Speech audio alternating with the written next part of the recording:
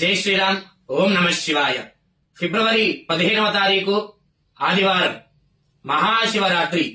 ఈ మహాశివరాత్రిని మనందరం కూడా మంచిగా ఒక సువర్ణ అవకాశంగా భావించి ఆ రోజున మహాశివరాత్రిని మనం ఒక పండగలాగా జరుపుకోవాలి.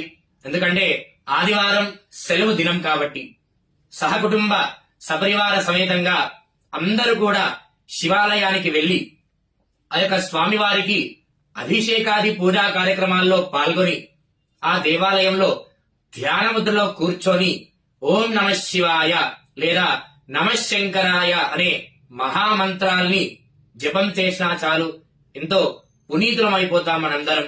అదేవిధంగా ఆ రోజు జాగరణ చేయాలి, ఉపవాసం ఉండాలి, స్వామివారికి స్తోత్రము ప్రార్థన ఇత్యాది అన్నీ చేస్తే కూడా ఆ యొక్క స్వామివారి అనుగ్రహం మనందరి మీద ఉంటుంది.